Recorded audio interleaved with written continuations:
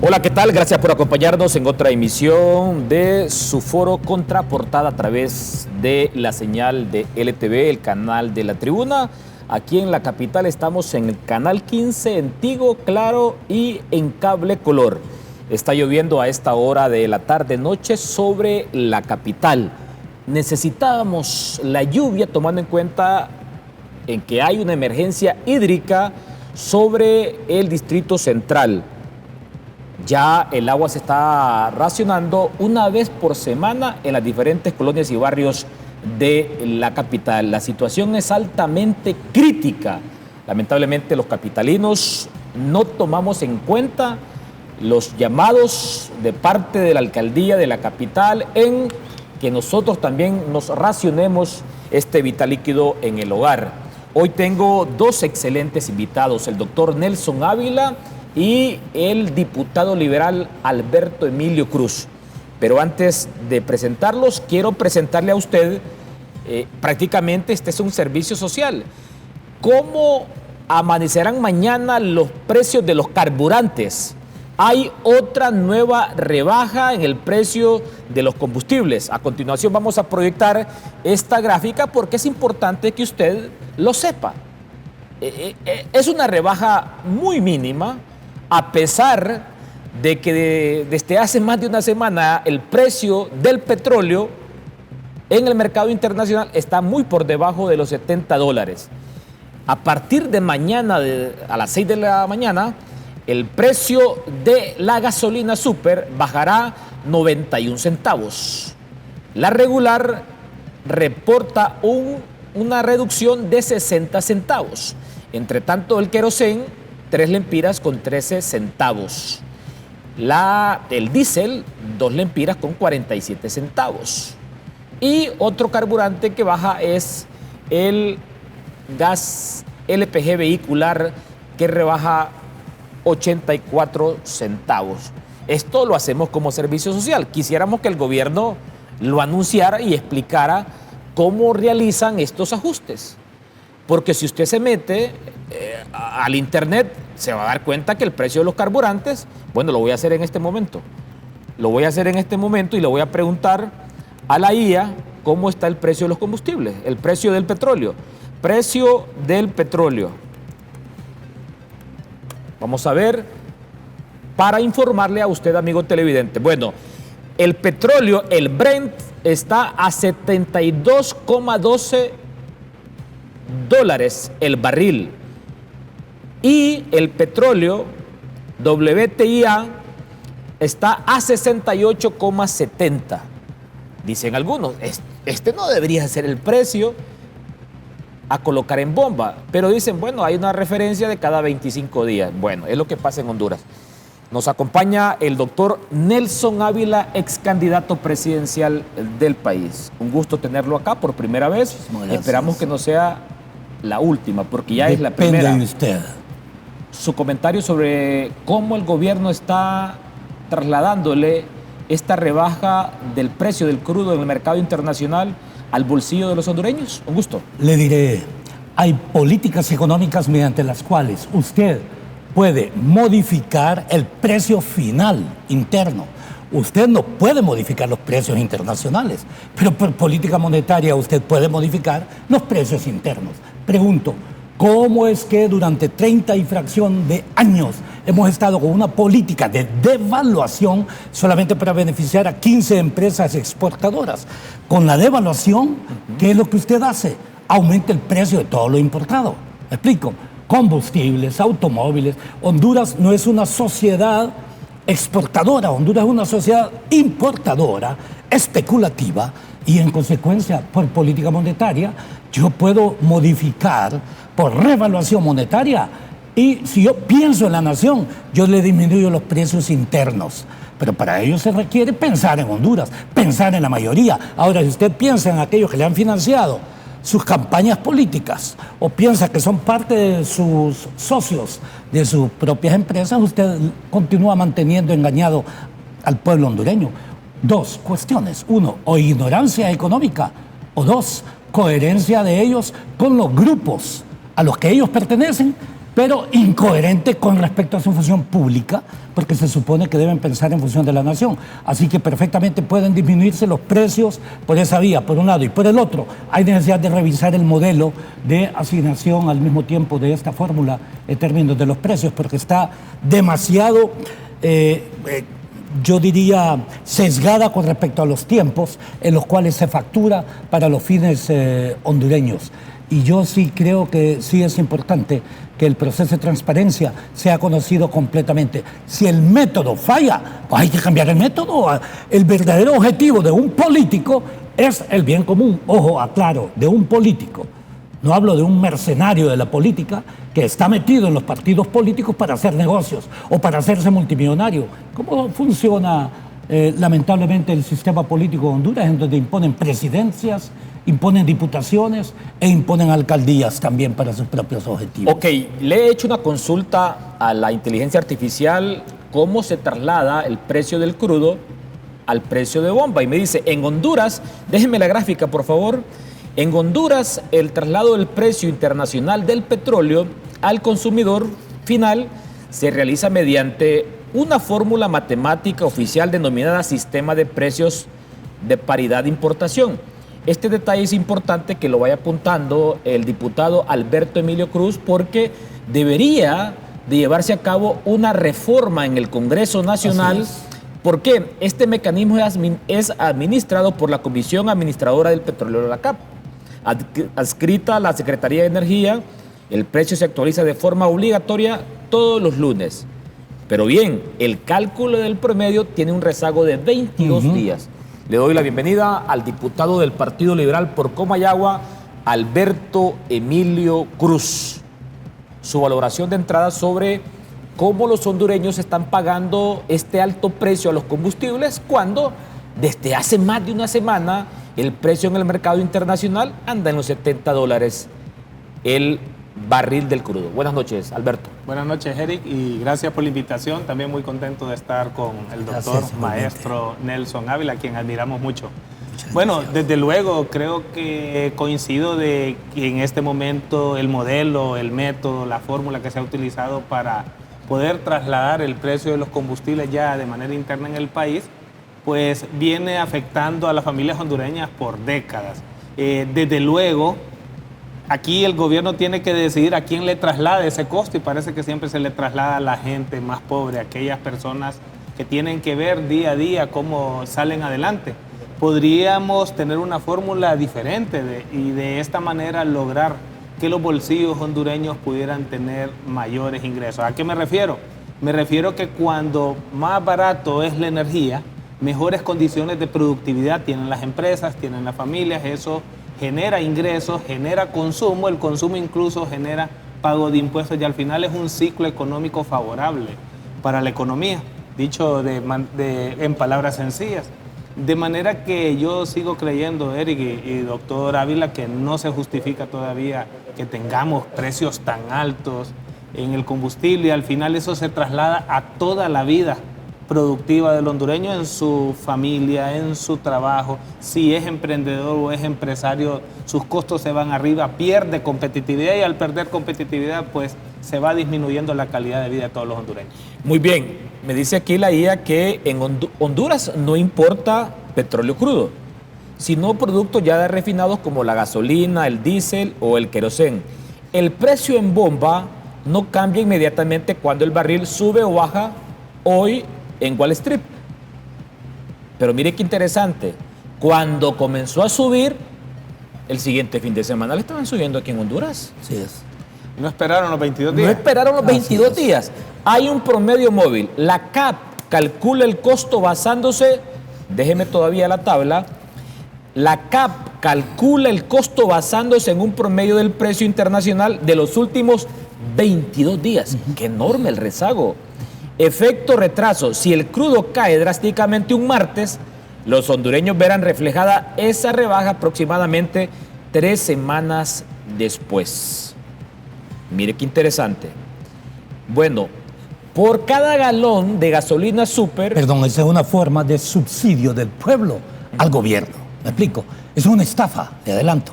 Cualquier persona puede hacer una acción judicial por una sencilla razón, porque se supone que usted tiene un gobierno para que responda al interés de la nación.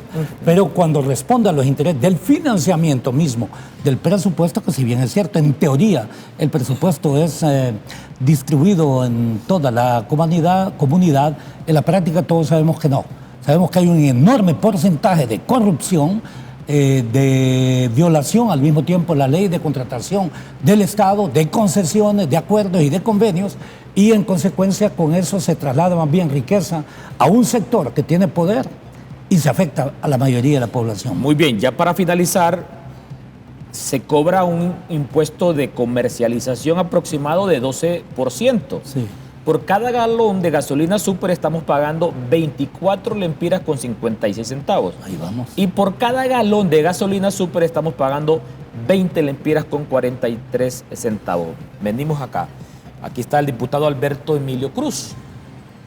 Debería de invitarse al secretario de Energía, al ingeniero Oviedo, digo yo, así como paladinamente promocionan el tema de las reformas a la ANE, habría que reformar esta fórmula que están utilizando para trasladar al comercio el precio del crudo en el mercado internacional. 22 días me parece que es muy alto. Diputado Alberto Emilio Cruz. Bueno, y agréguele algo, pareciera que los 22 días también son maliciosos, porque si usted habla que cada lunes tiene que haber por ley un aumento, significa que 22 cae un martes, por decir, el día 22.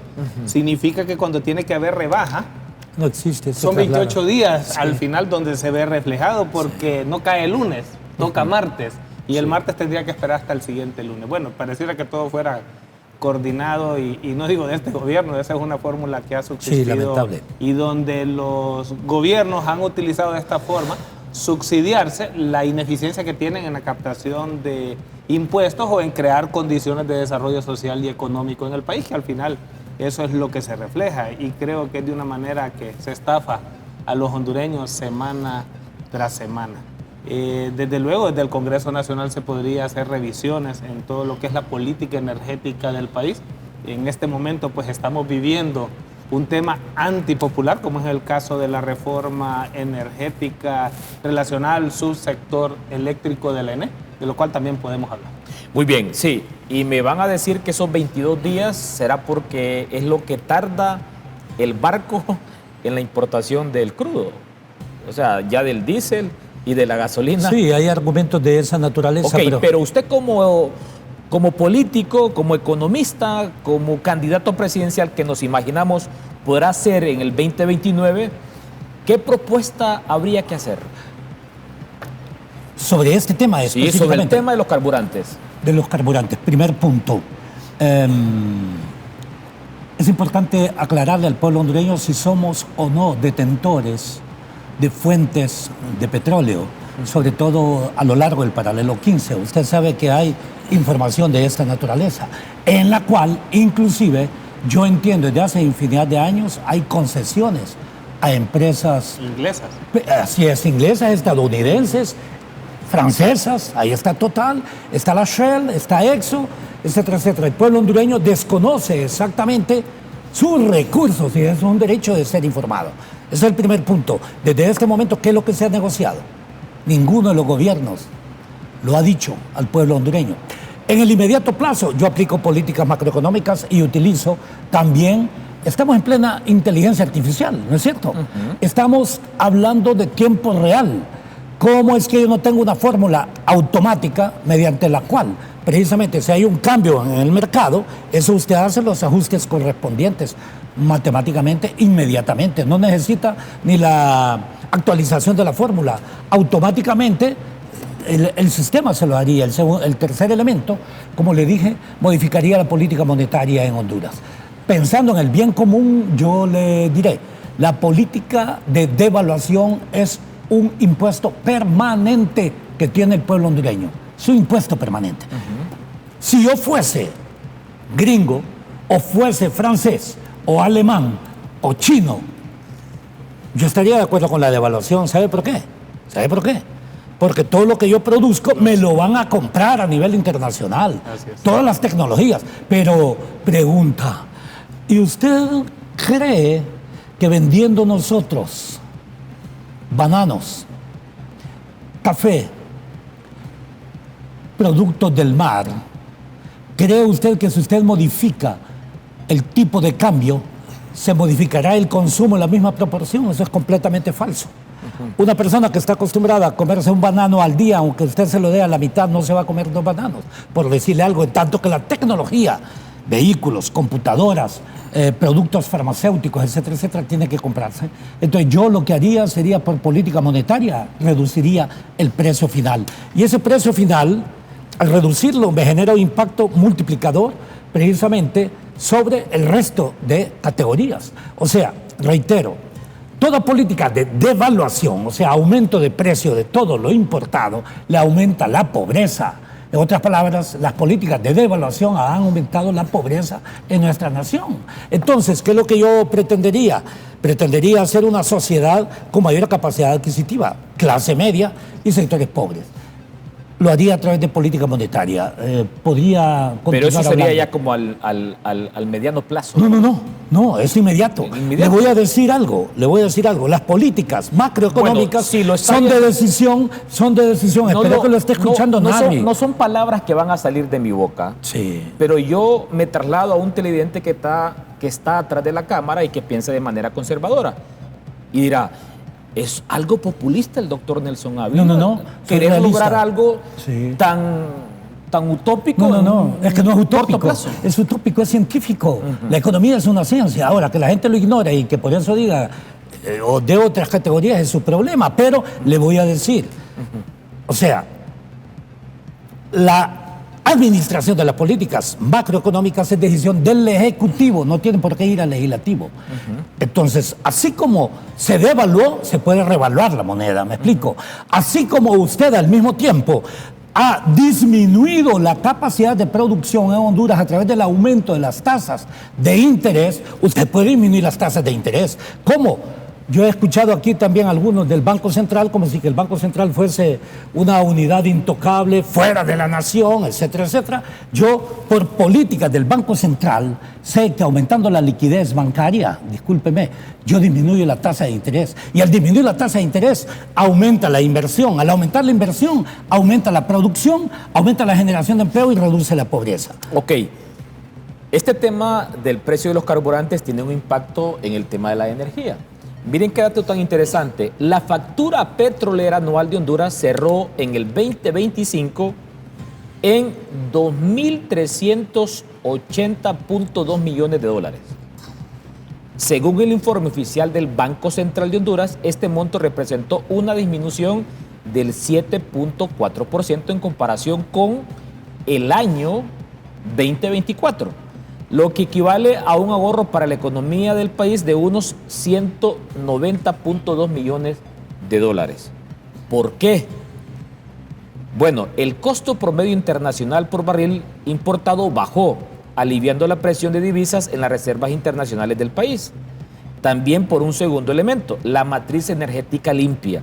Se redujo drásticamente la compra de búnker, combustible pesado, debido a que las plantas térmicas operaron menos gracias a una mayor generación de energía renovable, hídrica, solar y eólica en el sistema eléctrico nacional. Venimos acá con el diputado liberal por el departamento de Comayagua, Alberto Emilio Cruz, abogado, especialista en derecho laboral.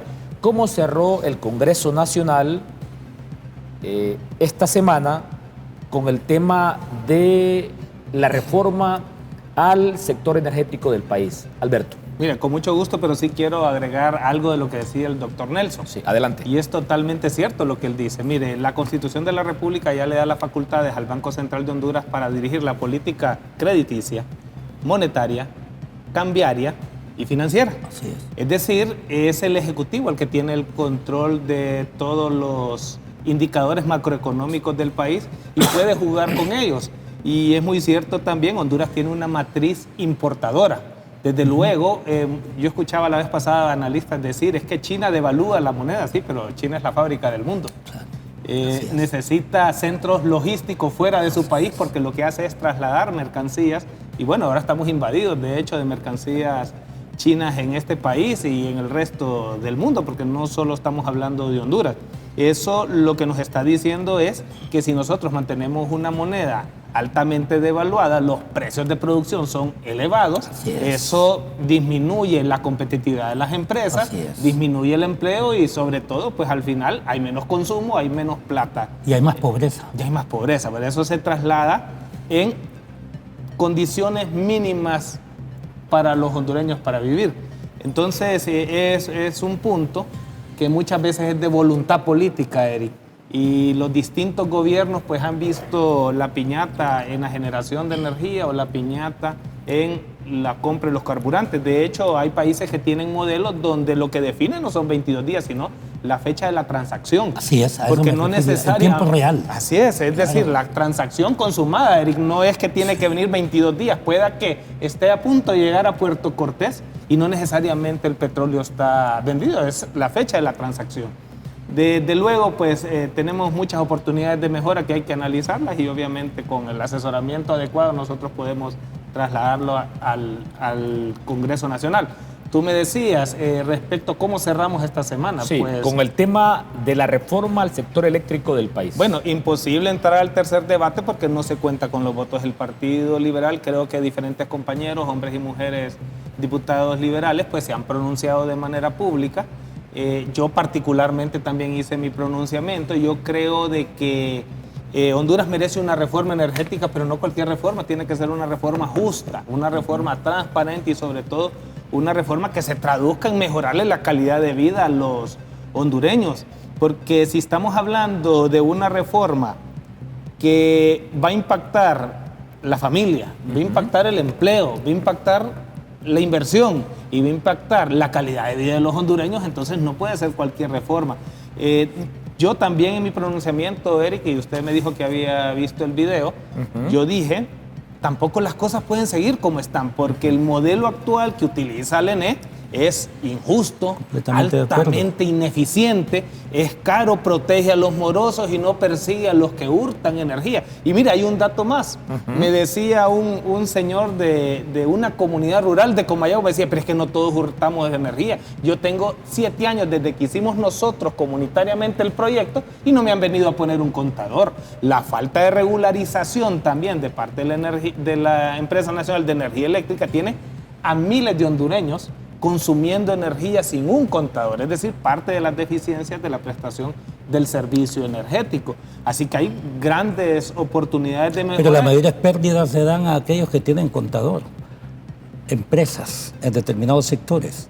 O sea... Pero los morosos son los que no pagan. No necesariamente, hay infinidad que hurtan.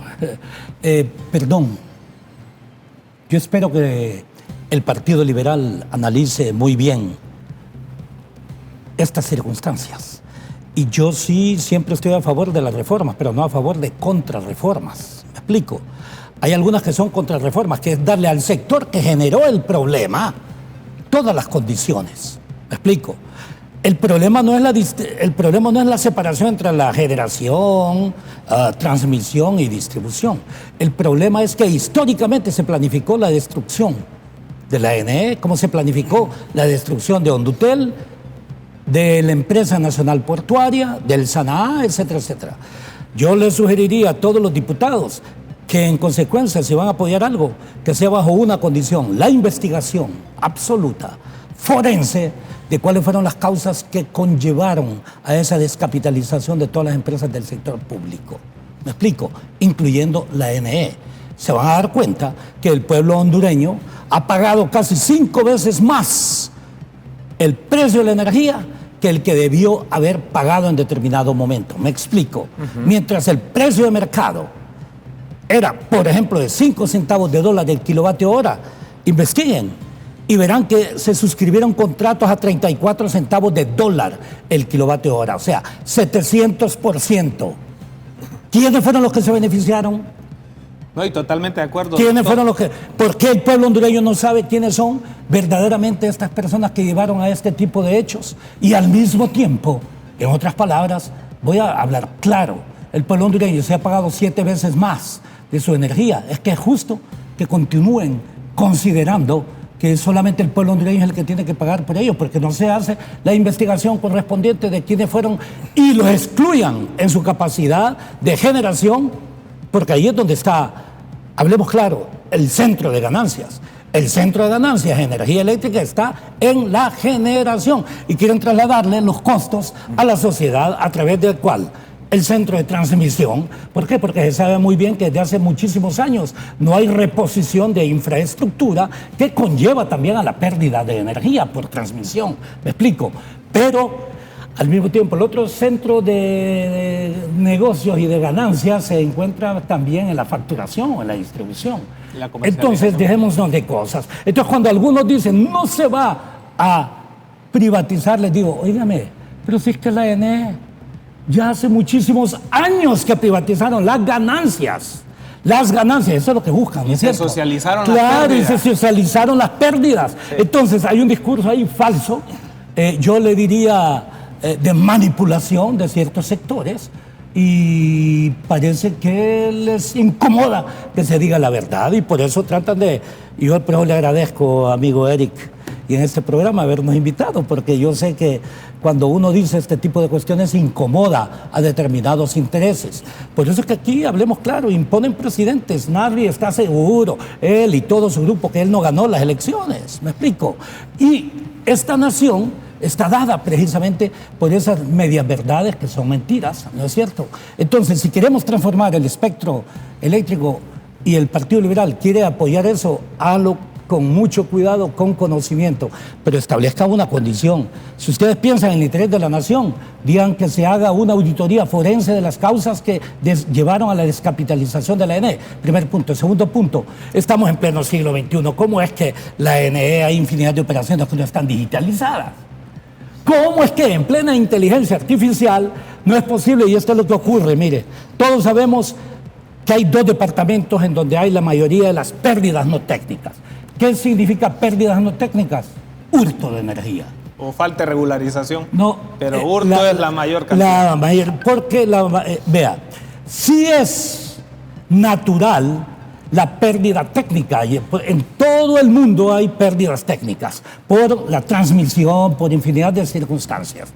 Pero en América Latina, el promedio de pérdidas técnicas equivale a la mitad de lo que ocurre en Honduras. Y con respecto a las pérdidas no técnicas, en Honduras es mucho más del doble de lo que ocurre en América Latina. En América Latina el promedio de pérdidas técnicas y no técnicas llega aproximadamente a un 14%.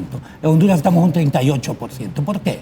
¿Cómo es posible que la ENE, digitalizando, no pueda saber que en determinado sector distribuye X cantidad de energía y solamente factura el 50% de X? No, de hecho todo eso está todo mapeado. El mundo lo sabe, claro, todo está mapeado. Doctor y diputado Alberto Emilio Cruz, vamos a hacer una primera pausa comercial. Perfecto. Cuando regresemos vamos a conocer la posición de la bancada del Partido Liberal, quienes al final, hay que admitirlo, ellos han parado que se aprobara ese proyecto de reforma remitido por el Poder Ejecutivo, y ahí vamos a salvar las distancias entre ambos poderes, porque es una iniciativa que surge en el Ejecutivo, pero al final quien la va a aprobar o no es el Congreso Nacional.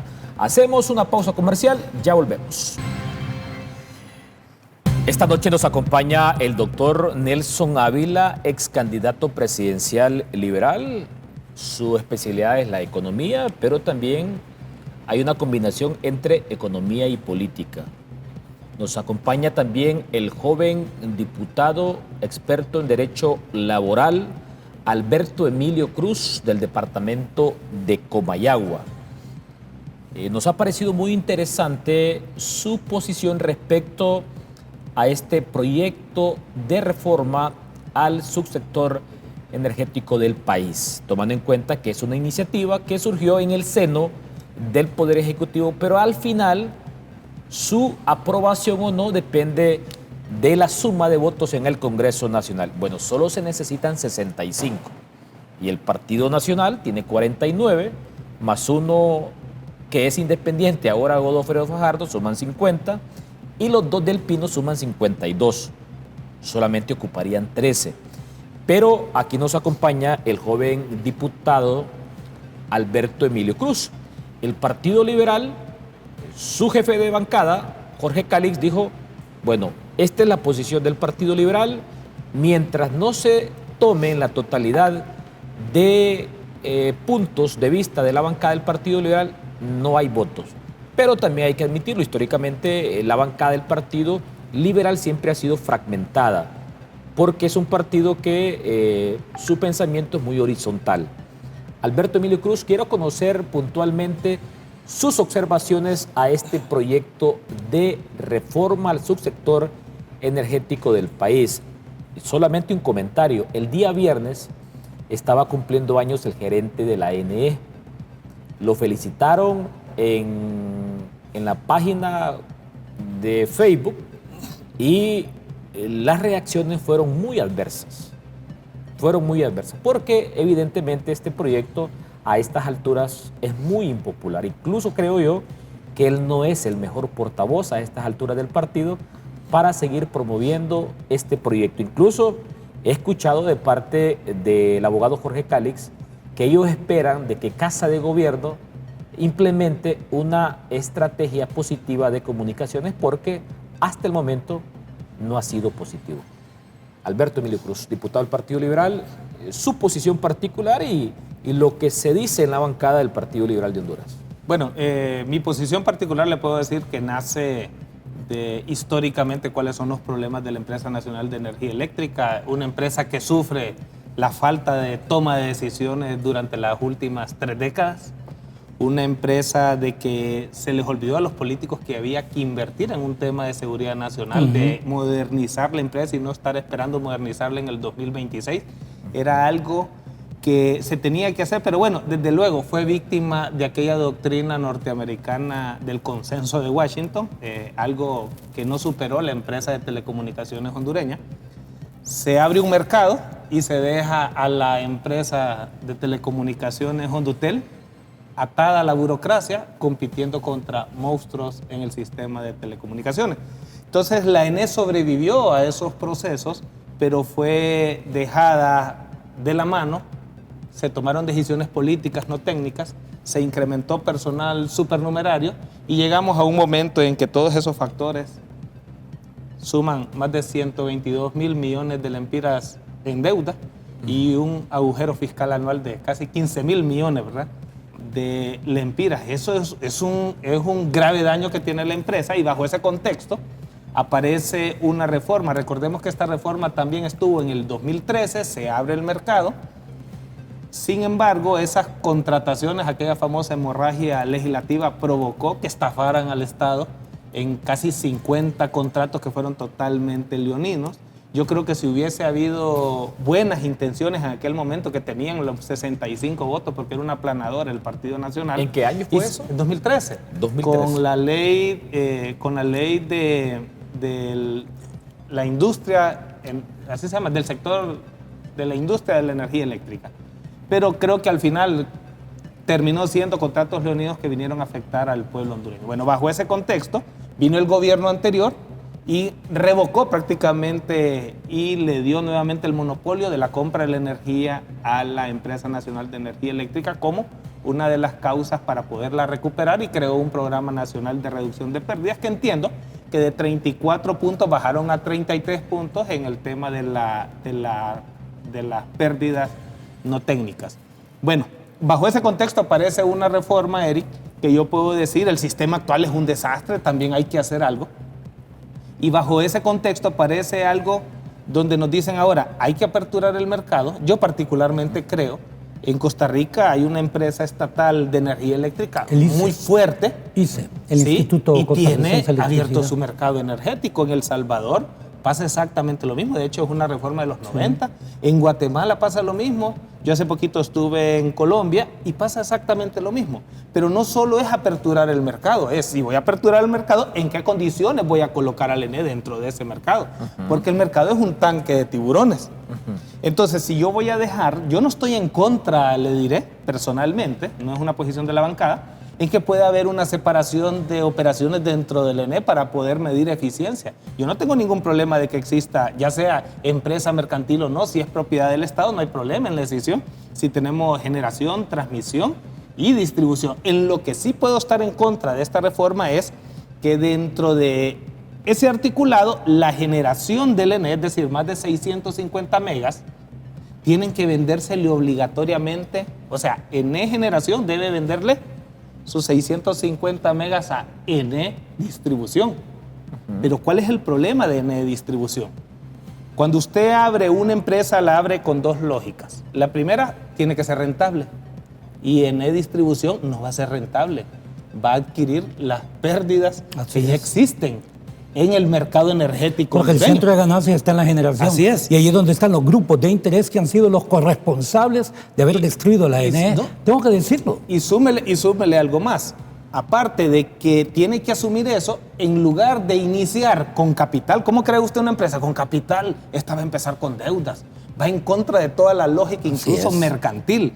Porque nosotros como liberales hemos dicho, ok, ¿cómo es posible que vamos a dividir en 3 pedazos la empresa? Eso nos parece bien, pero ¿en qué momento hay un plan de rescate financiero a la empresa? ¿Cómo vamos a atacar esa deuda y cómo vamos a atacar el déficit? Y sobre todo, ¿cómo vamos a perseguir la pérdida no técnica, que es el hurto de energía o aquellos grandes morosos que están? Entonces, nosotros creemos que debe haber un operador del sistema, el famoso ODS. Es un operador del sistema que va a comprar energía. Eso funciona como modelo estandarizado en la región, pero no puede ser mayoría del sector privado. Yo no estoy partiendo de, imaginémonos, buena fe.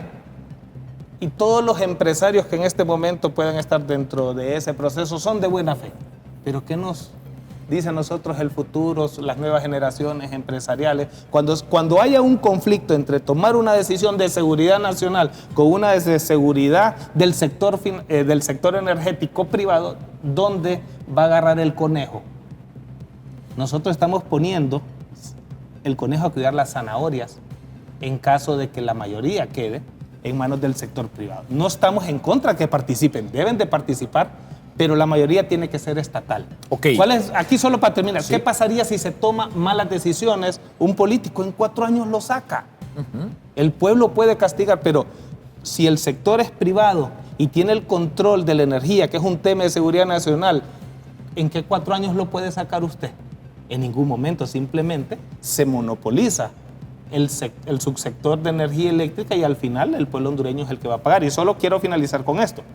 Significa que ENE Generación no tiene capacidad de ser incluso rentable si todo se lo va a trasladar a ENE Distribución, que no le va a poder devolver esa plata facturada, porque simplemente se va a ir en el agujero fiscal que tiene en este momento la empresa de energía eléctrica, y principalmente lo vamos a ver bien radicado en el tema de la distribución. Muy bien, el ex candidato presidencial Nelson Ávila ha escuchado detenidamente al diputado liberal Alberto Emilio Cruz. Sí. Doctor, 2 cosas. Comentarios sobre la propuesta de Alberto Emilio Cruz. No, me parece que él tiene muy buena perspectiva pensando en el interés de la nación, y yo esperaría que todos los diputados del Partido Liberal actúen en correspondencia.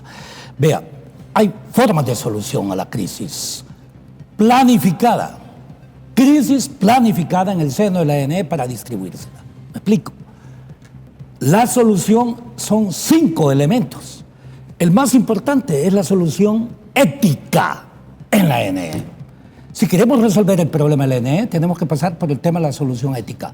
La auditoría forense, como les dije, han drenado todos los fondos a través de tarifas sobredimensionadas que le han cobrado a la ENE, de forma tal que la ENE ha comprado caro y en consecuencia también ha vendido caro. ¿Me explico? Mucho más allá que el precio de mercado, porque no se investiga todos los miles de millones que el pueblo hondureño ha pagado bajo ese mecanismo. ¿A quiénes ha beneficiado?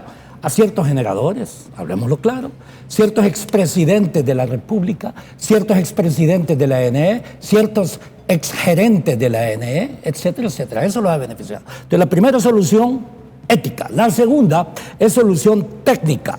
La tercera es solución operacional. La cuarta es solución jurídica. Y la última, que depende de todo el resto de la solución financiera. Le voy a dar un dato. La ANE tiene estados financieros en los cuales sus activos, que son los activos, la cantidad de recursos bajo administración, no necesariamente bajo propiedad, bajo administración de la ANE. El cálculo en los estados financieros son 50.000 millones de lempiras. Esos son los activos. ¿Sabe usted cuánto es el pasivo? O sea, lo que debe la ANE, 120.000, 130.000 millones. Eso le da un pasivo que supera al activo en casi 70.000, 80.000 millones. Falso. Ellos lo que han hecho en realidad es afectar los estados financieros de la ANE. Me explico. La ANE fue fundada en la década de los 50. La ANE tiene infinidad de activos registrados a precios de los 50. Me explico. Como terrenos, por ejemplo, que más bien generan plusvalía. Pero también la ANE construyó edificios, entre ellos la gran represa del Cajón. Me gustaría saber a qué precio en libros aparece el Cajón, por el tiempo en que se terminó, y una depreciación del 2% anual. En 50 años queda completamente depreciada. Me explico, yo creo que era de casi 3% la depreciación. Eso significa 33 años y eso se construyó hace más de 33 años. Entonces el valor en libros es cero. ¿Qué es lo que yo haría financieramente hablando? Ya dije, yo revalúo todos los activos y usted verá que ya no son 50.000 millones, probablemente son 250.000 millones. Entonces ya tengo un pasivo de 150.000 millones, tengo un patrimonio de 100.000 millones. ¿Me explico? Con esa diferencia yo emito acciones preferentes con respecto a... perdón, voy a hablar un poquito técnico, solamente 2 segundos. Acciones preferentes con respecto a las ganancias, en donde tengo garantizado una tasa de interés a alguien que me quiera invertir en la ANE, o 2, con respecto a la recuperación del patrimonio. Jerga financiera clásica. ¿Hasta cuánto sería el porcentaje? No sé, 49, 50, 51, no importa. Porque ahora cualquier empresa, usted no necesita la mitad más 1 para controlarla, ¿no es cierto? Usted con un 1% puede controlar una empresa. Le doy un ejemplo, Sears. ¿Quién controla Sears? Los dueños que tienen apenas el 1%, y de ahí todo el resto de personas lo que tienen son acciones de $1.000 y todo lo demás, y ellos hacen reuniones en Honolulu para tomar decisiones. ¿Quién que tenga una acción de $1.000 va a gastar para ir a ese tipo de reuniones? Así opera el mercado financiero. Conclusión, si usted quiere resolverlo, lo puede resolver. Hay soluciones. Vea, termino con esto. Fíjense que me gusta el título, ¿de dónde venimos, dónde estamos y hacia dónde vamos? Y si le parece nos podemos referir hacia ello, porque ¿de dónde venimos? Venimos de una sociedad, y aprovecho para decir que hoy es el Día de la Independencia del bravo pueblo venezolano, un pueblo que ha estado en tragedia en múltiples formas, últimamente a través de precisamente este elemento telúrico, y además es el 5 de julio el nombre del movimiento que yo coordinaba o que coordino, porque ya le trasladé la coordinación a otra persona dentro del 5 de julio. Yo le voy a decir... ¿Está o no está en Libre? Yo soy de los fundadores de Libre. Ajá. Y si hay algo que sí está claro, obvio es que se tienen que ir otros de Libre, porque Libre fue fundado en base a sueños, en base a aspiraciones. Pero otros entregaron a corresponsables de la crisis histórica de Honduras, por algunas razones especiales que la historia la va a recoger después. Conclusión, lo que nosotros hicimos con el partido PINU fue una coalición, me explico. Yo simple y sencillamente le diré, más que una visión partidaria, porque yo rechazo ser clasificado a veces en un partido político en particular, tenemos que trascender los partidos y pensar en lo esencial. ¿Y qué es lo esencial? Es el momento en que debemos formar en Honduras una verdadera amplia alianza, ojo, amplia alianza de gente decente en este país. No es nada fácil, porque yo sé que quienes controlan el poder económico y poder político logran impulsar en la mentalidad del pueblo hondureño lo que en psicología se conoce, ¿verdad? Que era lo que decíamos, el síndrome, de Estocolmo, en donde en Honduras es fácil que el torturador domine al torturado para que vote por él. Bueno, saludos en banda el abogado Raúl Paniagua. Ah, mucho gusto, muy buen abogado.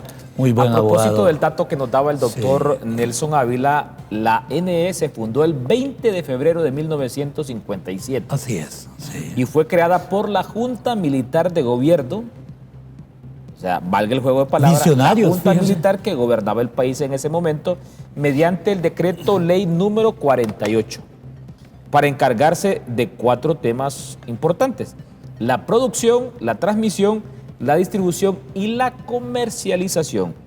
Otro dato importante, Aunque algunos integran comercialización y facturación Sí. como parte de la distribución. Como comercialización, Ajá, comercialización y distribución. otro dato muy importante es que las pérdidas no técnicas básicamente son 3. Sí. El hurto y el fraude de energía, Así es. las deficiencias en la medición y los errores de facturación y cobro. Alberto Emilio, respecto a lo dicho por el ex candidato presidencial Nelson Ávila. Bueno, decirle que yo creo que en 1957, cuando se crea el ENE, creo que estamos dentro de la doctrina de Alianza para el Progreso, que era una forma de fortalecer los estados a través de sus empresas estatales. Bueno, y ya sabemos qué es lo que sucedió con las empresas estatales hondureñas. Lastimosamente, después esta nueva doctrina del consenso de Washington vino a decir somos ineficientes, viene a decir el Estado no debe de administrar los recursos naturales, y al final pues se convierte en una debacle. No estoy diciendo de que el sector privado no haga su trabajo y no deba coexistir en una sociedad, desde luego lo podemos hacer, pero tiene que haber un sector privado Con límites. aparte de límites, también con mucha ética, y sabemos que no todos, pero sí hay un pequeño grupo, principalmente lo que sucedió en el 2013, que de ahí es donde se acentúa la crisis hondureña dentro de la Empresa Nacional de Energía Eléctrica. No, mire, lo que dice el doctor Nelson Ávila, pues es muy coherente. Nosotros como liberales también hemos pedido cuánto cuesta el ENE y no se nos ha podido dar esa respuesta. Y él lo dijo en palabras técnicas, yo voy a tratar de hacerlo en palabras sencillas. Lo que el doctor Nelson Ávila decía es que si incrementamos el valor del ENE, porque actualizamos su valor en libros en base a los activos que ya tiene patrimonio, tiene Patuca, tiene Cajón, tiene Níspero, tiene Río Lindo, entre otros patrimonios que son físicos. Y si pudiéramos evaluarla en 250,000 millones, lo que él nos está diciendo es que tenemos la oportunidad que el Estado puede emitir o vender deuda para que vengan inversionistas. No, más que deuda, patrimonio. Sí. No endeudar a la ENE, a través de acciones. Bueno, a Sí. través de acciones. Entonces vendría capital fresco de quien quiere invertir y quien garantiza el sobrevalor que tiene, pero me refiero sobrevalor comparación con el que le están dando, garantiza más, el Estado estaría también de aval. Y suscribo acuerdos con socios estratégicos en las 3 áreas críticas. El área de generación, el área precisamente de transmisión y el área de distribución o comercialización. Pero suscribir esos Así convenios. es. Entonces lo que dice el doctor es rescatar la empresa con capital fresco que se puede garantizar tanto por la Empresa Nacional de Energía Eléctrica como por parte del Estado. Eso permitiría invertir y lograr este proceso de modernización. Me imagino que a eso se refiere, Claro. porque la modernización también pasa por modificar o rescatar también las líneas de transmisión, que es donde está la pérdida técnica, pero la pérdida técnica es medible y al ser medible es rescatable. Y digitalizar toda la Así es. ENE. Usted habló 3 veces de inteligencia artificial. Toda la pérdida, que es no técnica, principalmente por el hurto, es tan fácil con la nueva tecnología de que hay aparatos que ni siquiera deben de ser conectados y ya se sabe cuánto se está hurtando en un consumidor. Pero hay un punto que yo quisiera agregar. Mire, uno de los problemas que tiene este modelo actual del sistema energético es de que los gobiernos, como no han querido contratar bajo la lógica de que no quieren tomarse el costo político de lo que sucedió con los 50 contratos hace una década, entonces han mantenido a este país que desde hace 8 años, creo, no hay una licitación pública internacional. ¿Cómo funciona un país para contratar su energía? Tiene un mercado contratado, es decir, que generalmente tiene que andar allá por el 90% de los megas que necesita este país, debería de estar contratado. Y el otro 10% o el excedente, según los picos de energía que hay, debe ser un mercado de oportunidad. Así funcionan los subsistemas eléctricos eficientes o medianamente eficientes en la región. Pero nosotros tenemos invertido eso. Significa que solo tenemos el 40% contratado, aparte caro, Y el resto lo tenemos en un mercado de oportunidad. ¿Qué es el mercado de oportunidad? Toda aquella energía que, si bien es cierto, no tiene un contrato, pero es el excedente de un generador y se lo vende al Estado. Lo que no nos dicen a nosotros es que en ese mercado de oportunidad sí se paga de contado. Cuando usted escucha la deuda de los generadores, escucha la de los contratos. Pero el mercado de oportunidad se paga de manera inmediata. ¿Y cuál es el problema de ese? Que hay una fórmula que al final se traduce en un precio o valor marginal. Es decir, que si yo tengo energía solar, no me la pagan por el precio de la energía solar. Si tengo una eólica o tengo una hidroeléctrica, no me la pagan, sino ¿quién define el precio?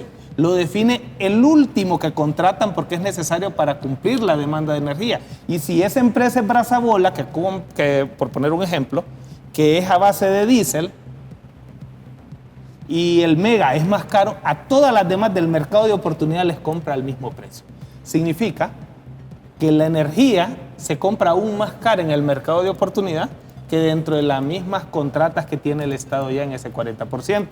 Es decir, es un modelo que también requiere cambios. De venir aquí y decir que van a privatizar la ENE y que dejemos las cosas como están, también es una irresponsabilidad. Claro. El modelo actual es caro, es ineficiente y sobre todo es indigno para la sociedad hondureña, para la producción, para la inversión, para el empleo, para la familia. Es indigno.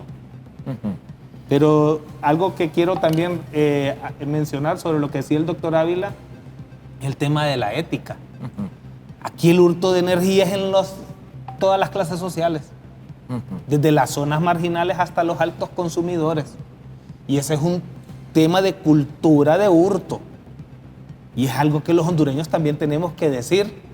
Si queremos rescatar y en la ENE patrimonio. saben muy bien quiénes han hecho eso. Es más, le doy la información.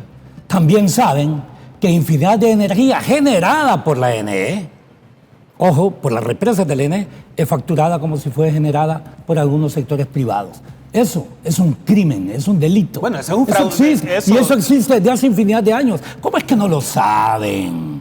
¿Cómo es que no lo saben? Bueno, estaríamos hablando entonces de un fraude financiero y eso está penado por la ley. Y mire, eso ocurre desde hace infinidad de años. ¿Y sabe qué, doctor? Hay que agregarle algo. Nosotros repetimos a cada rato, Eric, de que esto es un tema de seguridad nacional. Entonces, ¿cómo el hurto de energía o el fraude financiero van a ser delitos comunes si son delitos en contra de la seguridad del Estado? Entonces, no basta también una reforma. Necesitamos acciones colaterales.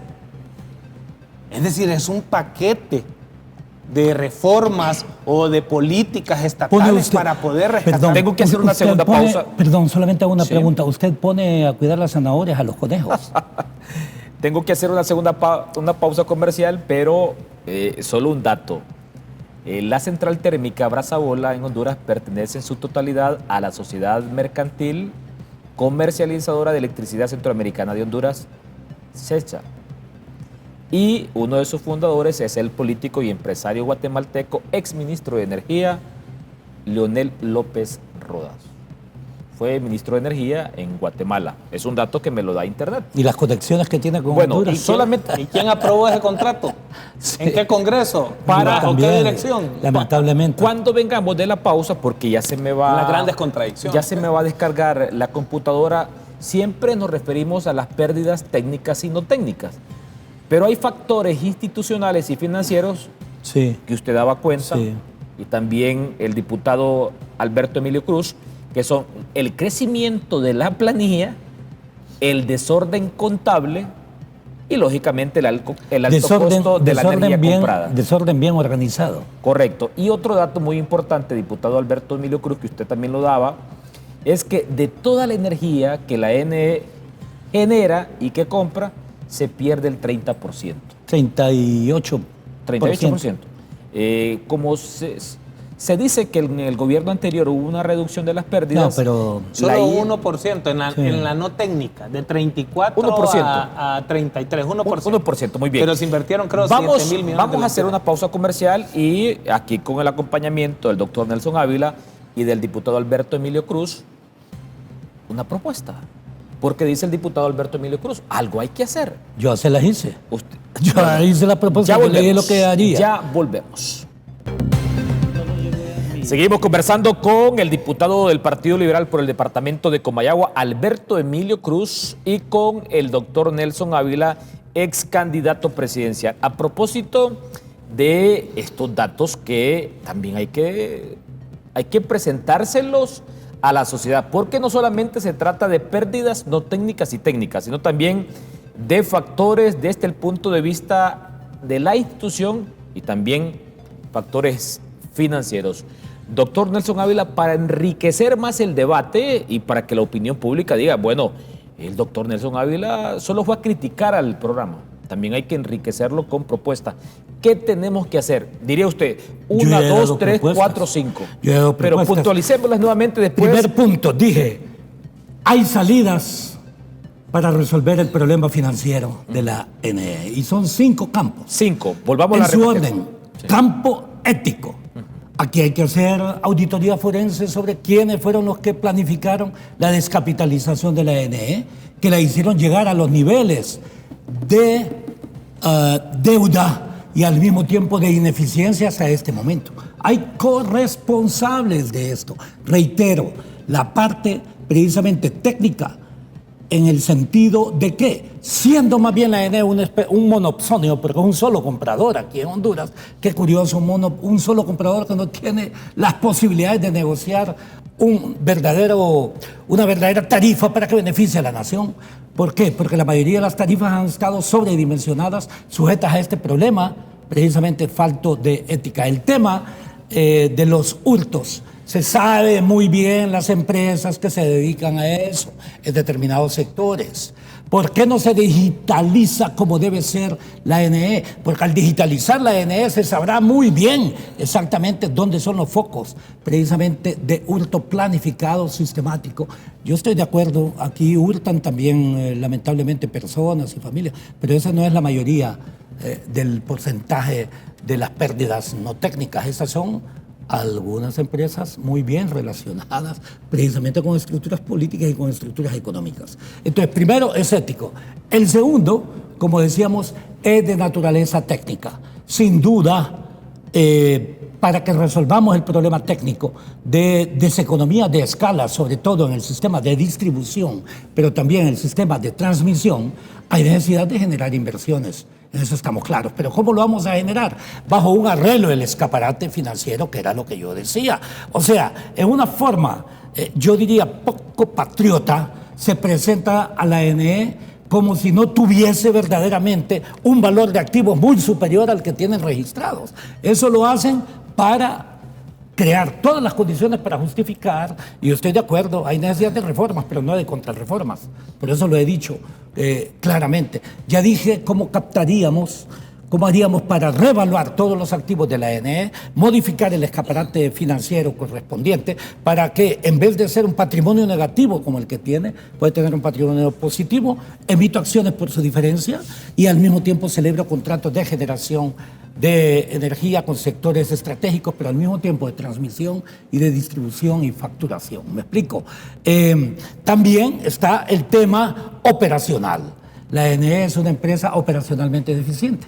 ¿Y por qué? Porque se han seleccionado cuadros que, si bien es cierto, hay cuadros técnicos muy buenos en la NE. En la NE hay cuadros técnicos de toda naturaleza, pero no son necesariamente los que toman las decisiones fundamentales en la NE o las que han tomado las decisiones fundamentales de la NE.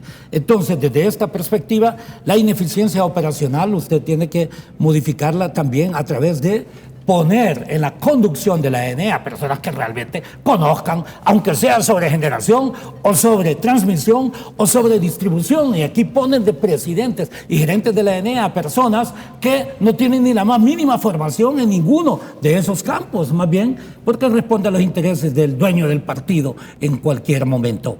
¿Qué haría al mismo tiempo con respecto a esto? Ya dijimos, la NE, el verdadero problema no es separar la función ingresos de generación del resto. Puede tenerlas en el mismo sistema porque usted tiene sistemas en donde se identifica muy bien el problema. El problema no basta en que haga una separación jurídica de las mismas. Entonces, desde esta perspectiva, también hay necesidad de un verdadero compromiso con respecto, cuando yo hablo del costo operativo, para hacerlo verdaderamente eficiente, tiene que trabajar con el número de trabajadores que se requiere para una entidad de esa naturaleza en cada uno de ellos. Y aquí, por razones partidarias, todas las instituciones públicas, no solamente el gobierno central, sino que las instituciones públicas están llenas de infinidad de intereses de personas que responden a los intereses partidarios y no a los intereses de la nación. Ahí tiene que tomar decisiones también heroicas, me explico, que trasciendan los partidos para converger en lo esencial, y lo esencial es la nación. Ok, desde que ingresó al set el diputado liberal Alberto Emilio Cruz dijo, algo hay que hacer. No solamente se trata de oponerse por oponerse. Miren este dato interesante, el impacto de la deuda con los generadores privados. La acumulación de pasivos con el sector privado estrangula las finanzas de la estatal. La magnitud del pasivo, la deuda histórica total de la ANE supera los 120.000 millones de lempiras, de los cuales las obligaciones directas con proveedores y generadores térmicos y renovables oscila entre 10.500 y 24.000 millones de lempiras. Vean lo que dice la presión presupuestaria que enfrenta la ANE. Para cubrir estos atrasos de facturas, la ANE depende de la emisión masiva de bonos y créditos internos. Se ha hecho en este gobierno. Solo entre el 2026 y el 2029 requerirá más de 35.400 millones de lempiras en nueva deuda interna para honrar estos compromisos. Alberto Emilio. Bueno, son datos tristes para el estatal. Bueno, el doctor Nelson tiene una propuesta, habría que evaluarla. Me gustaría que si usted la tiene en un ensayo o algo, nosotros podríamos analizarla, doctor, con mucho gusto. Lo que la bancada del Partido Liberal ha mostrado es un compromiso para que se pueda rescatar la estatal, y de hecho de uno de los puntos que le decíamos a la reforma es dónde está el plan de rescate financiero, dónde está el plan para perseguir la pérdida, porque sabemos que si la reforma sigue siendo una pata de dos mesas. Si bien es cierto, esas dos patas que tiene son importantes, y yo le voy a decir cuáles. Sí, aunque la empresa sea estatal y no sufre escisión, sí se necesita un operador del sistema, que es aquel que debe de comprar. La reforma coloca a un operador del sistema y yo creo que es correcto, pero tiene que estar con mayoría estatal, es decir, no puede estar en manos de los privados, por diversas razones, pero principalmente es porque es un tema de seguridad nacional y al final en 4 años podemos sacar a un mal político. Y esa es una de las ventajas.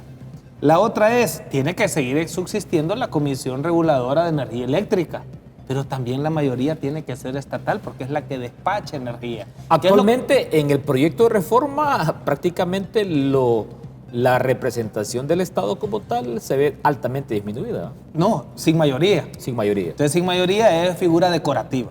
Y figura decorativa, aquellos que deberían de tomar decisiones de seguridad nacional, se la va a trasladar a aquellos que no tienen mayoría. Según usted como diputado que representa a un partido de oposición como el Partido Liberal, ¿cuál debería de ser el papel de la CREE en este momento? Óigame, ganan más de 200.000 lempiras los comisionados y para ellos es muy fácil decir, viene un ajuste tarifario del 12%. No saben que María, que Juan no tienen ni para comer el día de mañana. Alberto Emilio, ¿qué papel tiene que jugar? Porque en esta semana que estamos finalizando, ahí salió la diputada Saray Espinal, ahí salió el diputado Rachid Mejía, que son bastante mediáticos, es decir, bueno, queremos que la CREE nos venga a explicar acá cómo están aplicando esos ajustes tarifarios. Bueno, es importante escucharlos, pero lo que le puedo decir es que toda la operación del ENE arrinconan a la Comisión Reguladora de Energía a tomar esas decisiones. Es decir, no solo se toma la decisión ahí, podríamos decir, es todo el fraude que ha existido históricamente o el ataque premeditado en contra del estatal lo que produce esos precios. Entonces, mientras nosotros no tengamos una operatividad dentro del ENE, tampoco vamos a generar condiciones para una comisión reguladora. Imaginémonos que esos son... bueno, yo la verdad no conozco a los comisionados, pero vámonos a un mundo ideal. Y estos son 3 personas patrióticas. ¿Qué otras decisiones pueden tomar? Si tiene un 38% de pérdida, si tiene personal supernumerario, si tiene que emitir deuda, si no tiene financiamiento, si hay un modelo de si compra no hay de creatividad. energía, si no hay iniciativa. Entonces, al final, la CRE absorbe la responsabilidad del descalabro del ENE. Entonces, nosotros podríamos tener una CRE eficiente, pero si no resolvemos todo lo que tiene alrededor, toda la arquitectura del sistema eléctrico, Eric, vamos a quedar exactamente lo mismo. Entonces, aquí es de una reforma, pero no cualquier reforma. Tenemos que hacer lo posible para que exista un operador.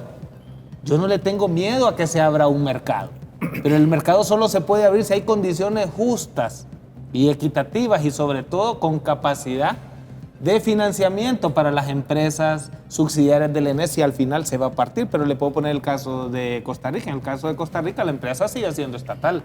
Tiene un operador y tiene una comisión reguladora. Y es superavitaria. ¿Por qué? Porque hay... Es que los costarricenses son más inteligentes que nosotros, ¿no? Pero mire, hay un detalle que nosotros simplemente, es el tema ético, y usted lo dijo. Nosotros tenemos una estatal que es una entidad autónoma según la ley general de la administración pública, pero los políticos meten manos en algo donde no deberían de meter manos. Entonces el legislador creó desde los años 50 una empresa que fuera autónoma, y nunca fue autónoma. Las decisiones han sido políticas, no técnicas. Han sido políticas, no financieras. Han sido partidarias, ideológicas, muchas veces. Entonces han destruido algo que es ¿cómo es posible que tiene activos y no tiene capacidad de seguir construyendo proyectos de generación de energía? ¿Y cómo no va a ser rentable? Porque el doctor dijo muy bien, habló de los activos. Y no tiene el monopolio del consumidor. Así es. ¿Cómo es posible que una empresa que tiene el monopolio de los consumidores y el monopolio de la compra también? Tiene el monopolio de la compra en donde no puede negociar. Bueno, solo escuche este dato. Para el tercer trimestre, julio, agosto y septiembre de este 2026, la CRE aprobó un incremento tarifario del 12.48%. Que esto se traduce en un alza de 0.66 lempiras por kilovatio hora. Doctor, el papel de la CRE. Primer punto. Yo sí creo, obvio, que hay necesidad que existe una comisión reguladora altamente técnica, pero altamente técnica que responda también a los intereses de la nación, no a los intereses de algunos generadores. Usted analice la historia de algunos que han estado dirigiendo por ahí, a qué entidades generadoras responden, si responden a esos intereses o no. O sea, hay excepciones, sin duda alguna, pero usted observará ese tipo de hechos. Es como en los centros de despacho de la ENE, que es donde identifican exactamente cuál es el monto, diríamos, de generación de energía que hubo en las empresas públicas, y después usted compare esto en realidad con lo que se reporta como generación por sector público, y encontrará usted el problema que yo les dije, problema de un verdadero crimen cuando energía generada con fondos públicos aparece como generada con fondos privados. ¿Quiénes contribuyen a ese tipo de hechos? Eso ha existido desde años en nuestra nación. Así, cualquier cosa se autodestruye. Vea, yo como candidato presidencial, yo tenía una propuesta. Tenía un plan de gobierno en donde tengo un plan de energía de largo plazo, de mediano plazo y de corto plazo. Hay que atender el inmediato plazo. Como dicen, en el largo plazo todos estamos muertos, ¿no es cierto? Pero usted tiene que responder a esos tres niveles. Lo mismo que teníamos un plan de red vial, lo mismo un plan de puertos y aeropuertos, un plan relacionado también con el sector de telecomunicaciones. He estado trabajando también para crear, aquí me voy a ganar otros enemigos, mire, para crear una verdadera cooperativa de telecomunicaciones en nuestra nación, que haga verdadera competitividad a otros, porque aquí hay mercados cuasi monopólicos, y el monopolio, por definición, es negativo para toda sociedad. Aquí hay duopolios y los duopolios actúan como si fuesen monopolios, ¿me explico? Entonces, y todo esto lo distribuimos inclusive a la Cámara Hondureña de la Industria y la Construcción, a la Chico, le dimos copia de todas nuestras propuestas, así que lo que estamos hablando precisamente no llevaba ese, en mi opinión, modelo. Claro que tenemos que transformarlo todo, pero las transformaciones son hechas por transformadores. Contrarreformistas no pueden reformar, y ese es el problema que tenemos en nuestra nación. O sea, el actual equipo de gobierno se ha caracterizado en el pasado, el Partido Nacional, por responder a infinidad de intereses menos a los de la mayoría del pueblo hondureño. Estamos enfrentados a ese problema. Los corresponsables de la crisis difícilmente van a ser los solucionadores de la misma. ¿Me explico? Yo estoy de acuerdo en solucionarlo. Pero, y el otro problema es que lo que tenemos es una especie de cogobierno que en realidad más bien parece que lo que le interesa es pensar en los próximos 3 años y medio, en donde todo hace pensar que, obvio, en condiciones normales, este partido no continuaría en el gobierno, pero así como ocurrió, llegó al gobierno, y usted sabe, y voy a decirlo, y usted lo sabe muy bien, Eric, pero usted es un profesional muy bien informado. El gobierno de la presidenta Xiomara Castro llegó ahí también por un acuerdo con la Embajada de los Estados Unidos. ¿Cuál fue el acuerdo con la Embajada de los Estados Unidos? Parar el fraude de Juan Orlando. Todos sabemos que 2 meses antes de las elecciones de noviembre del 2021, la Embajada dijo, libre puede ganar, pero también libre puede perder. Ahí es donde se establecieron aquellas alianzas y en donde el acuerdo fue parar el fraude en 1.750.000 votos que tenía Juan Orlando Hernández. Lo encriptaron el día de la votación, usted lo debe saber muy bien. Ahora ocurrió un fenómeno diferente. Las declaraciones de Trump sirvieron para legalizar la acción del control del sistema informático en la votación. Y todos lo sabemos exactamente. Y aquí es donde yo lamento que el Partido Libre, el Partido Liberal, se opusieron a la propuesta que yo hice, que era poner en ejecución el blockchain dentro del Consejo Nacional Electoral, porque era obvio lo que iba a ocurrir, lo que pasó. Pero los 3 se opusieron. ¿Sabe por qué se opusieron los 3? Porque cada uno de ellos quería hacer el fraude a su estilo. Pero hay alguien mucho más poderoso tecnológicamente, con inteligencia artificial, que lo puede hacer en mejor forma. ¿Me explico? Y así lo hicieron. Y lo estoy diciendo, y todo este tipo de cuestiones se van a saber años después. Pero aquí en este país, más bien a los creadores del caos, se les premia enviándolos de embajadores. Muy bien. ¿Me explico? Perdóneme que lo diga, pero como me gusta el título, espero. ¿De dónde venimos? Fíjese que hace 200 años los hondureños éramos líderes en Centroamérica, ¿no? No hay casualidad de un Francisco Morazán, no hay casualidad de un Valle, ¿no es cierto? Pero nos hemos poco a poco contraído, poco a poco yo diría degradado, hasta tener el país que tenemos en realidad atrasado por corresponsabilidad de partidos políticos y por corresponsabilidad de personas que toman decisiones estratégicas pensando solamente en su interés y no en el interés de la nación. Muy bien, yo había hecho un compromiso, le había solicitado solamente 1 hora al diputado Alberto Emilio Cruz, ya nos regaló media hora más. Pero ya para finalizar con su participación, diputado, yo le agradezco mucho. Así en 3 minutos, ¿cómo está el ambiente, la bancada del Partido Liberal respecto a este proyecto de reforma para con la ANE? ¿Qué espera usted que pase después de este receso? Tengo entendido que van a retomar sesiones allá por el 20 de julio. Y con eso le rogaría que nos brinde un mensaje final, diputado Alberto Emilio Cruz. Bueno, decirle que la mayoría de los diputados, compañeros dentro del Partido Liberal, no creo que en este momento, si no sometieron el tercer debate, porque no tenían 13 votos liberales. Eso sí se lo puedo asegurar. Lo que yo he platicado con mis compañeros, las reuniones que hemos tenido de bancada, ha sido muy claro. Nuestro compromiso es con un verdadero rescate a la Empresa Nacional de Energía Eléctrica. Nuestro compromiso es con una reforma que sí logre de manera objetiva mejorar los precios de la energía. Nuestro objetivo es que el Estado siga teniendo control de algo tan importante y de seguridad nacional como es la energía. La energía es la que permite reducir costos. Si tenemos una energía barata, podemos reducir costos. Esto incrementa productividad, la productividad nos genera empleo, nos atrae inversión y sobre todo mejora la calidad de vida de los hondureños. Se pagan más impuestos y hay mejores condiciones de desarrollo social y económico.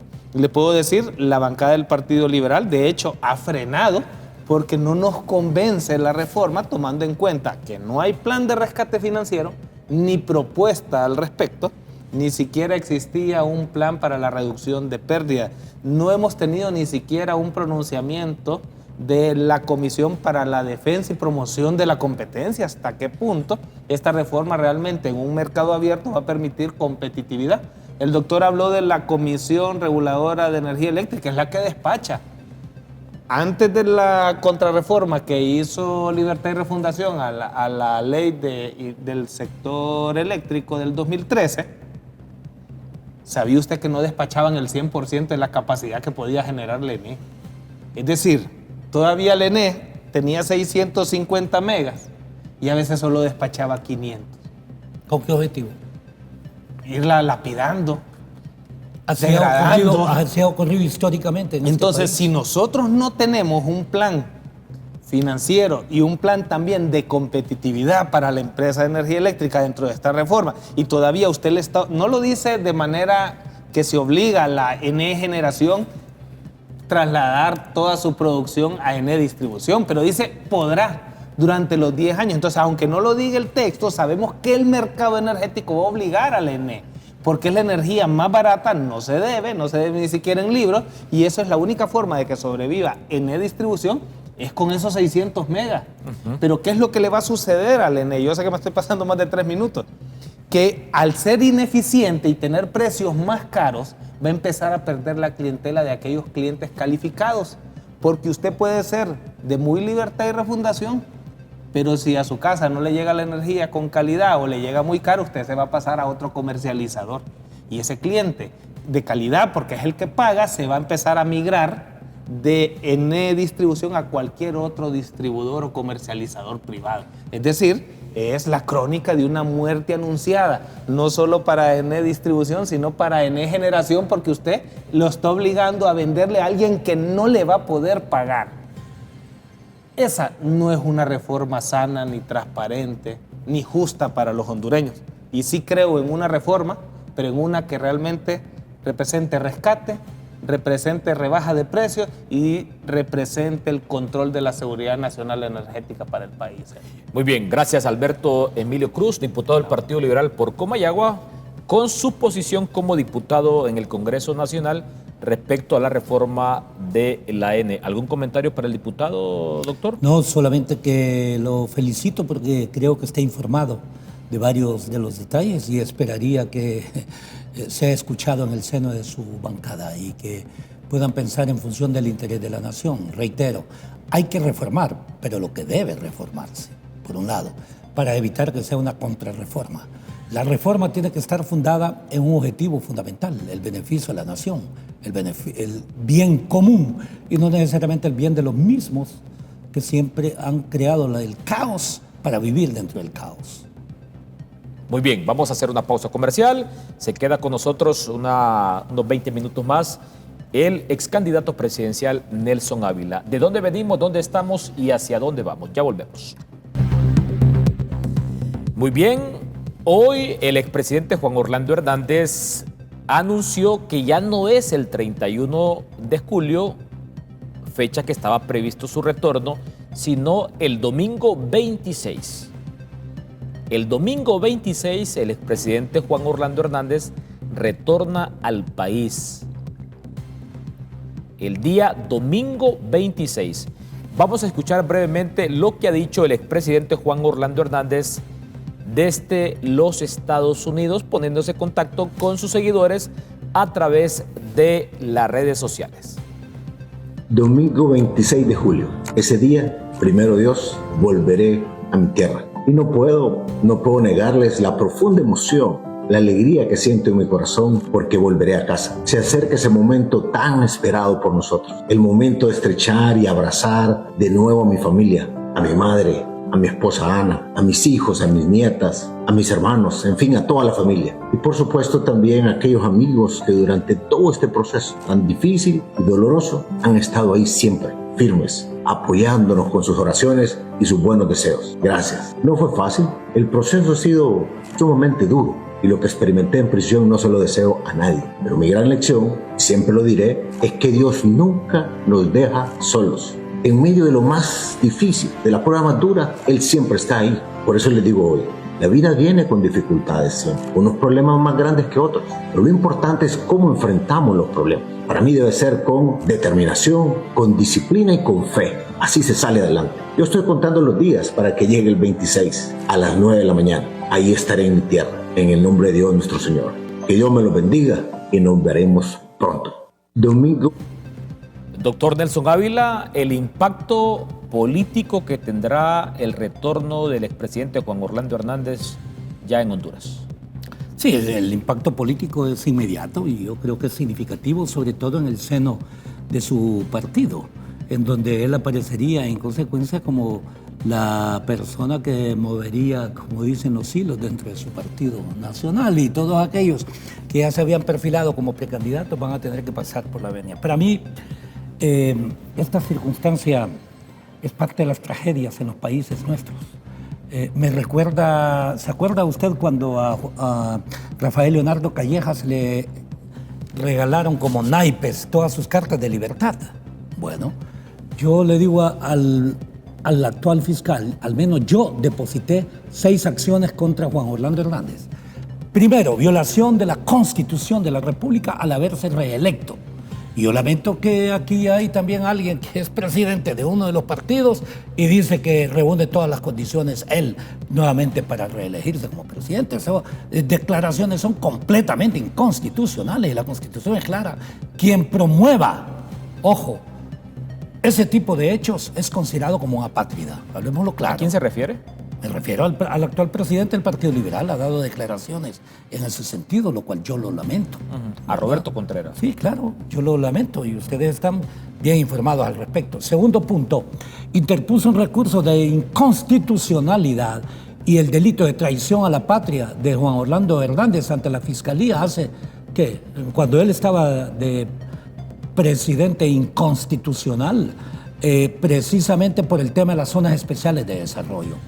Él violentó todo lo que es los principios de soberanía y territorialidad tipificados en la Constitución de la República, pero también lo hice contra los que en ese momento estaban de jefes del Estado Mayor Conjunto y también todos los ministros que apoyaron esa iniciativa, porque todos ellos son, pero también le adelanto, aquí deberían, todos aquellos que han sido diputados después del 2013 hasta la actualidad, y que se quedaron en silencio frente a ese tema, sobre todo entre el 2013 y el 2017-18, porque después era sex appeal, ir en contra, ¿verdad?, de todo esto, pero eso es un cálculo electoral. Todos estos diputados son traidores a la patria y muchos de ellos están dirigiendo este Congreso, ¿no es cierto? Y otros están de diputados en todos los partidos políticos.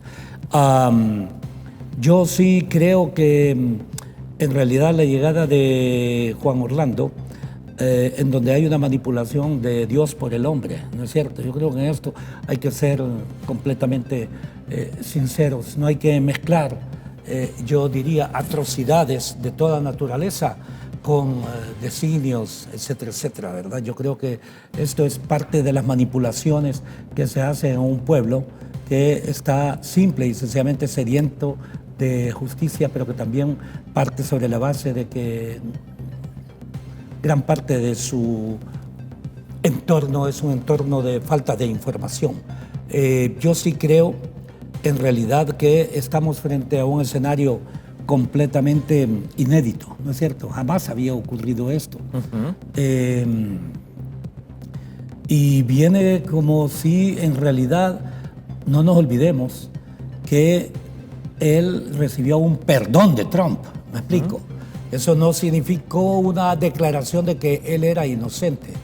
¿Y dónde fue el centro de operaciones donde él hizo, según la Corte Suprema de Justicia de los Estados Unidos, todas estas operaciones? En territorio hondureño. La Fiscalía debería, en consecuencia, proceder. Si tuviésemos un fiscal que piense en la nación, porque si todos esos delitos se cometieron en territorio hondureño, entonces debería proceder como tal, por ley, a actuar en correspondencia. Aquí no se trata de un problema, en mi opinión, de venganza, se trata de un problema de justicia. Y por lo visto, mientras las instituciones hondureñas funcionen en esta misma perspectiva, no hay posibilidades de salida. Pero eso ocurre porque quienes dirigen partidos políticos son de la misma naturaleza y se ponen de acuerdo. El color A con el color B, con el color C, con el color D, con el color E. Quienes dirigen esos no son más que marionetas de quienes controlan el poder económico y poder político en nuestro país. Y entonces por eso tenemos este tipo de escenarios como la llegada de Juan Orlando con fanfarria, cuando en realidad si viviésemos una sociedad organizada, en una sociedad de justicia, en realidad yo sí creo que él debería cumplir en territorio hondureño con todos los desaciertos que hubo de toda naturaleza, violaciones de la Constitución de la República, el dar la imagen de Honduras de un narcoestado, los mismos Estados Unidos lo dijeron, ¿no es cierto? Y en consecuencia, yo le diré, esto va a crear un cisma dentro del Partido Nacional paso a paso. Usted observará, el enorme problema es que el Partido Nacional es un partido completamente vertical, unidireccional, en donde ahí no hay democracia en lo absoluto, como tampoco existen en otros partidos, hablemos claro.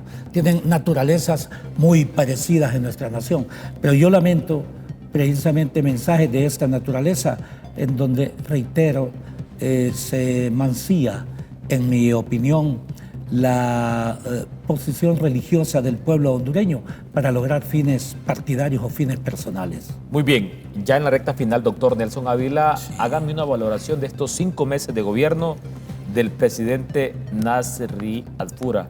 Y diríamos, bueno, le rogaría cierto grado de objetividad como hondureño, como economista, como en razón de los 5 meses que lleva en el mandato el presidente Alfura. Yo trato y he tratado siempre de ser una persona que trasciende los partidos políticos. Primer punto, ¿dónde observo problemas y dónde observo aciertos? Problemas. Primero, falta de pensamiento estratégico.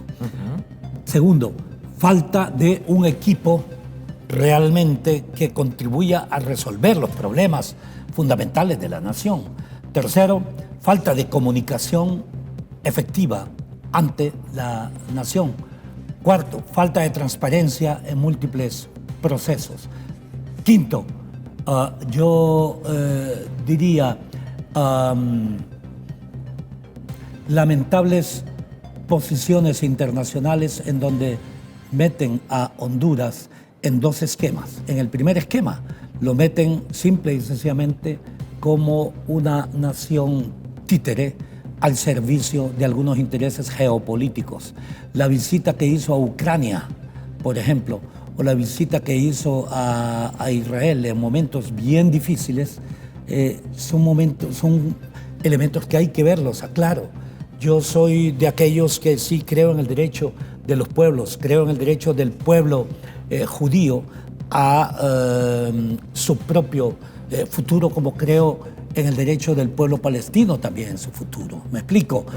Hablo claro, pero cuando ocurre esto y en la última, obvio, dar la imagen de una Honduras tan miserable que no es ni capaz ni de ser solidario con un país hermano que ha sido enormemente solidario durante infinidad de años y que todos sabemos muy bien que también Venezuela, gran parte de mucho tiempo, contribuyó de una u otra forma también a las circunstancias de petróleo a bajo precio que significó durante infinidad de años todo esto.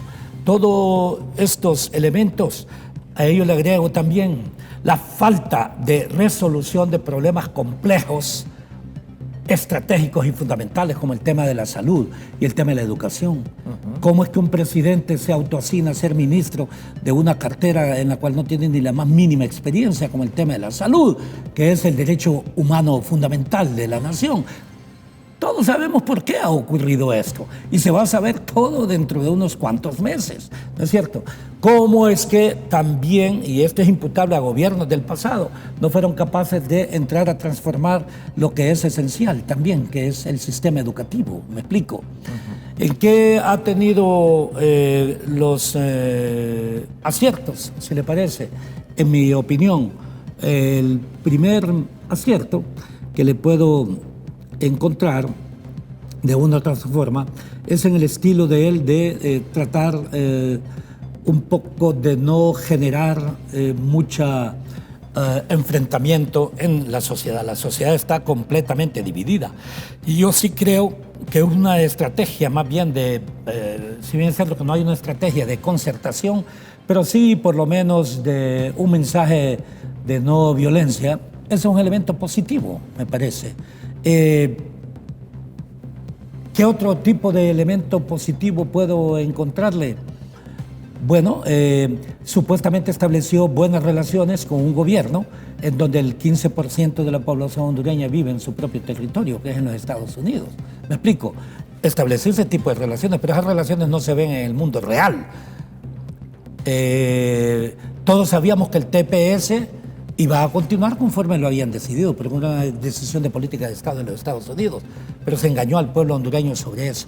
Pero en todo caso, el tema de un acercamiento siempre y cuando no sea de sumisión, y ese es el problema, es un acercamiento de sumisión a todo ello, y ahí que ellos tengan esa personalidad es su problema, pero no pueden dar una imagen de una Honduras siempre sujeta precisamente y sumisa a dictados del exterior. Bueno, me dice un amigo acá, Luis Pineda, Sí. en algún momento voté por el doctor Nelson Ávila. Sí. Luis Pineda, saludos a la distancia a nuestro amigo televidente Luis Pineda. También Gracias. otro amigo me dice Muchas acá, gracias. buenas noches, amigos de Contraportada. ¿Existe el movimiento 5 de julio? Sí. ¿Quién lo coordina? ¿Ha hablado Nelson Ávila con Mel Zelaya? Y enfóquemelo, por favor. ¿Me contesta, doctor Nelson Ávila? Con Mel Zelaya, sí, el 5 de julio existe. Y por eso hoy hay un manifiesto, si le parece se lo voy a distribuir para que lo ponga por acá. Y es coordinado por un grupo de compañeros. Y bueno, lo que pasa es que el 5 de julio existe antes que el Partido Libre, ¿me explico? Es un movimiento político, no es un movimiento partidario, que sí forma parte y formó parte, yo fui el candidato precisamente del 5 de julio y así quedamos como la segunda opción, que les importó un comino a los que han controlado el Partido Libre la voluntad popular, porque la voluntad popular dijo que nosotros éramos la segunda fuerza. Y en la distribución de asignaciones y responsabilidades, a nosotros nos correspondía el designado presidencial. Nos correspondía también administrar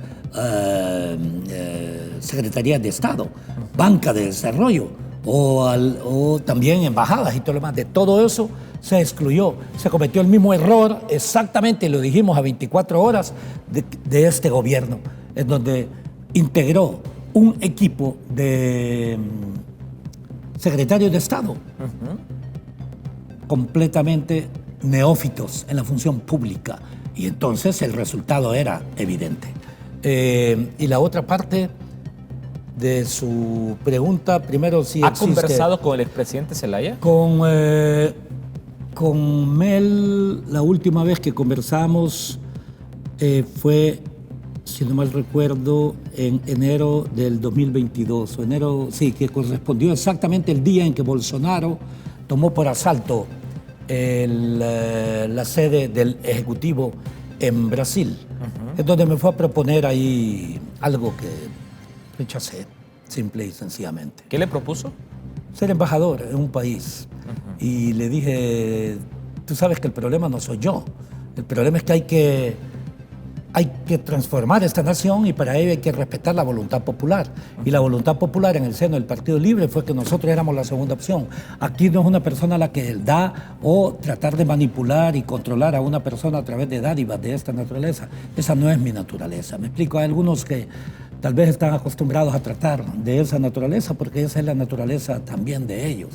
Pero eso es precisamente el problema de nuestra nación. Ok, en 2 minutos, doctor Nelson Ávila, a manera de mensaje, Sí. ¿qué debería hacer el presidente Nasser Jafura para tener victorias tempranas y cerrar con un primer año de gobierno de manera exitosa? Me encantaría que pudiese escuchar, y me encantaría que pudiese escuchar porque así quien se beneficie es la nación. Primero, debe tener un plan de emergencia en el cual el elemento fundamental sea la transformación del sistema de salud, la transformación del sistema educativo y la transformación del sistema de seguridad para hacer un verdadero proceso de seguridad democrática. Ese es el primer punto. El segundo punto, un plan de, transformación macroeconómica, porque solamente a través de una transformación macroeconómica es que podemos nosotros crear también condiciones para disminuir la desigualdad de Honduras, hacer de Honduras un país verdaderamente eficiente. El tercero, tenga un equipo de gobierno correspondiente que responda a los intereses de la nación y no necesariamente a los intereses de él como sector privado. Y finalmente, ¿cómo valora el papel de la oposición política en lo que va de estos 5 meses de gobierno del presidente Jafura? Existe oposición partidaria en Honduras. Aquí lo que ha existido es, por un lado, algunos partidos que se comportan más como parte de un cogobierno que de una oposición. Y hay otros que supuestamente son opositores porque dicen las cosas, pero han entrado a negociar acuerdos que les beneficien a ellos o a sus propios grupos. Como por ejemplo, un buen acuerdo es poner de candidatos a algunos que evidentemente van a ser candidatos perdedores. ¿Me explico? Y entran a negociación de esa naturaleza para que continúe el caos permanente. Eso es lo que está ocurriendo también en nuestra nación. Yo sí exhortaría a los grupos de poder económico en nuestro país.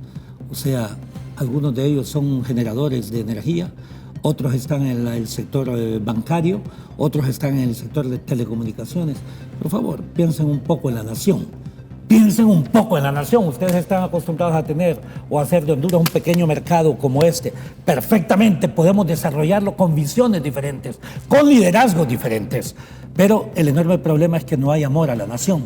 Y la única condición es que este pueblo hondureño en algún momento se rebele y utilice el derecho a la rebelión que se tipifica en el artículo 3 de la Constitución de la República. Pero para que el pueblo hondureño despierte, discúlpeme, se requerirá al mismo tiempo de liderazgos diferentes. Ahí el papel de la juventud y la mujer es determinante, que no piensen en los partidos. ¿A dónde veremos al doctor Nelson Ávila en el 2029? Estaré siempre presente en el diagnóstico, análisis y propuestas de solución a la nación. Y yo sí creo que avanzaremos hacia la construcción de un verdadero frente amplio en nuestra nación, que esté integrado por gente de todos los partidos políticos, pero que al mismo tiempo debemos entender que muchos de los procesos para transformarlos son graduales. Pero sí tenemos el serio problema de que los sectores de poder económico y poder político en nuestra nación parece que no está en la agenda contribuir a transformar nuestra nación. Si no entienden por la vía, como ha ocurrido históricamente, del diálogo, hay pueblos que se cansan. Y cuando algunos se dan cuenta, parece que ya es muy tarde. Se los digo, el pueblo hondureño en algunos momentos de la historia, usted sabe que ha estado siendo un pueblo menos beligerante que el resto de pueblos centroamericanos. Pero hay hondureños que en cualquier momento, cuando toman las decisiones, las toman como debe ser, y para algunos ya es tarde. Muy bien, le agradezco mucho al doctor Nelson Ávila, ex candidato presidencial. Muchísimas gracias, y yo lo felicito a usted también porque este tipo de temas contribuyen a transformar Honduras, sin duda alguna. Bueno, le deseo éxitos en cualquier decisión política que tome de cara a lo que nos depara el futuro en nuestro país. Nos veremos el próximo domingo, siempre en punto de las 6 de la tarde, a través de la señal de LTV, el canal de la Tribuna. En fin, a toda la familia. Y por supuesto...